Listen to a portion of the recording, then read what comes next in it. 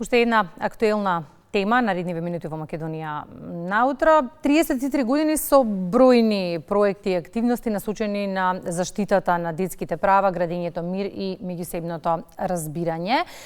Успеа ли во мисијата да ја поттикнат и одговорноста, но и едукацијата на нас, на целото население во поддршката на децата? Ги прашуваме од детската амбасада Меѓаши, на гости во Македонија наутро го имаме Дамјан Николовски, социјален работник и проектен асистент во Меѓаши. Добро утро, добре ни дојдовте.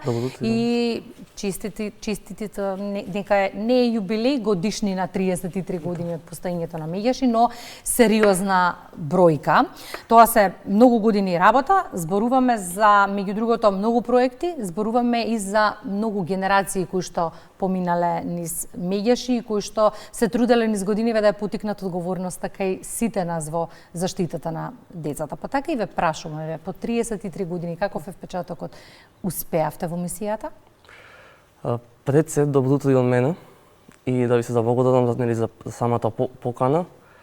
А вака кога ќе погледнеме хронолошки, односно временски, да, 33 години не представува воопшто мала бројка, каде што 33 години Меѓаши, односно првата детска амбасада, е присутна пред се на национално ниво во однос на не само подигање на свеста за постоење на детските права, туку нивна заштита, како и самото унапредување. Тука, значи, збориме не само за проекти, збориме за различен вид на активности, но пред се на организацијско ниво, каде што биле вклучени, ајде да кажам, безброј луѓе, односно вработени соработници наши, но и тим од различни волонтери, кои придонесувале баш кон таа мисија и визија што има Меѓаши, поточно да секој дете се чувствува безбедно во нашата средина. Знаете тоа што е карактеристично кај нас кога збориме за овие 33 години, пред се представуваат многу различни општествени промени, многу различни социјални трендови кои прошле на национално ниво, а секогаш фокусот Меѓаши го става во сите тие промени, во центарот да биде самото дете и неговите права. Така да, кога ќе погледнеме од аспект на успешност и на нашето постоење на веќе 33 години, да можеме да кажеме дека успешност секогаш без разлика на било каква промена и тренд, сме успевале детето да го ставиме да биде фокус, неговите права да бидат фокус и самата средина да се развива околу нивните права. И кога сме кај средината, низ годиниве работевте со многу алки. И со родителите, и со генерално системот, но и со децата. Со која од овие алки во однос на едукацијата ви одеше најлесно, а со која најтешко? Мислам, да, пред се точно е дека Меѓаши во својата работа, во своите активности, ајде да кажеме вака, работи директно со самите деца, со самите млади лица, но и индиректно со целото нивно обкружување. Ако збориме за индиректно за нивното обкружување, тоа секако се однесува на родителите, на самите роднини, на наставниците, на слушните служби во училиштата, како и соработката со самите институции. Работата со сите нив си има своја карактеристичност, своја спецификација, но тоа што ние на кој можеме да кажеме дека сме горди е дека секогаш во нашата работа фокусот сме го давале на тоа, на самото детско учество. Поточно, сите овие кои спомнавме сега засегнати страни и да детското учество да биде насочено кон децата, да соработуваат со сите овие споменати засегнати страни. Поточно, нели, да се развие таа соработка, за да знаеме како да сакаме да изградиме средината за самите нив. И Дамјан, постојано сте во контакт со децата, што лично, што преку SOS линијата која што со години функционира во Меѓаши, па можете да ги слушнете и нивните размислувања. Во тој контекст ме интересира каков е впечатокот на децата, се чувствуваат ли тие сигурно во средината во која што живеат во моментов? Ако Меѓаши постои 33 години, 32 години постои нашата SOS линија во Бушавко. Тоа представува SOS линија која е 24/7 достапна за деца, за млади, но секако и за самите родители, сите други лица кои имаат забележано дека има некој прекршок во нивните права или дека некој дете или младо лице се нашува во некој социјален ризик. Ние баш пред некој време го извадивме и годишниот извештај за 2024 година, каде што има индикации пред се, имаме, мислам дека над 200 случаи на годишно ниво кои се пријавени кај нас, каде што е забележано нели некој дете се јавило социјален ризик. Барало помош од наша страна.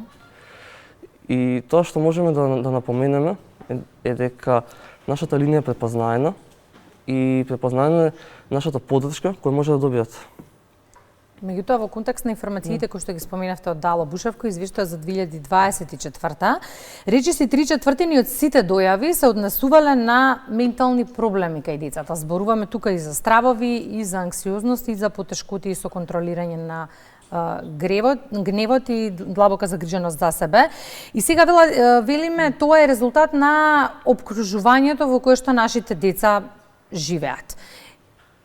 Сакате да бидете ангажирани, останувате ангажирани токму на оваа тема со новата кампања која што ја почнувате, нема туѓо дете. Меѓутоа и за оваа кампања апсолутно е потребен ангажманот на сите нас како општество доколку сакаме ефект. Со какви се активности ќе се реализира кампањата? Првично да, нели сите тие повици кои ги спомнавме на нашата исследување, односно со сите ризици со кои се соочуваат децата, тоа секако според нас потекнуваат од самата средина. Тоа значи дека самата кампања за која моментално збориме, нели нема туѓи од дете кампањата, пред се преку нашиот проект промоција на безбедна училишна средина, кој е спроведен од наша страна, од коалиција Сега, Смартап, лабораторија за социјални иновации и Македонски центар за граѓанско образование, а поддржан од детската фондација Песталоци, е буквално во тој смисол да се подигне свеста на сите засегнати страни. Нели на сите вклучени лица за тоа дека ниедно дете не е оставено само за себе. Поточно дека сите ние треба да бидеме вклучени во тоа како ќе изградиме средината за тоа да биде безбедно и се чувствува сигурно. И дали овие податоци говорат во контекст на тоа дека ние се грижиме како се чувствуваат нашите деца?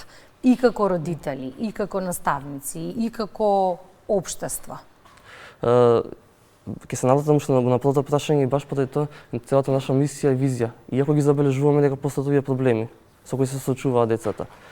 И од таму тргнуваме баш да ги вклучиме сите засегнати страни, нели сите лица, за тоа како да создадеме, да се надминат сите овие ризици. Да, тие се постојат и евидентни се, но секако кај нас прашањето тргнува тоа како може да действуваме да се намалат или да се спречат. Како може да се вклучиме во активностите кои ќе ги реализирате во рамки на Нема туѓе дете? Она што можеме да напоменеме дека моментално например преку оваа кампања и преку овој проект се работуваме со 50 училишта низ цела држава, каде што се вклучени самите деца преку спроведување на врснички едукации, но и преку спроведување на средби со родители.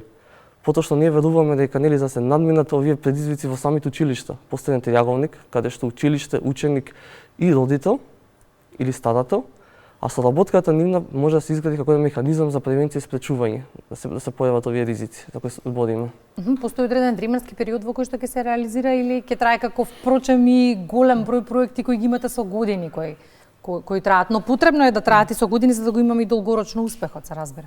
Видете, самите овие активности се фокусирани кон тоа да се развијат како сами механизми во училиштето кои што ќе може да се ги спроведуваат, поточно да ги закнеме нивните капацитети преку овие активности, а секако и соработката за која збориме е на долгогодишно ниво. И веројатно тука го дадовте одговорот на последното прашање што како општество во моментов може да направиме за да ги заштитиме најранливите и оние кои најмногу ги сакаме, да партиципираме во нивните животи, да бидеме заинтересирани за тоа што нив им се случува во секојдневието. Точно, и да ги слушнеме што им се потребите. Ние ќе ги слушнеме и одговорите од проектот во периодот кој што следува и од темпото на реализација на истиот. Јас се надевам апсолутно на успех, а успехот зависи и од нас. Благодарам Дамјан многу за гостувањето во Македонија. На вас.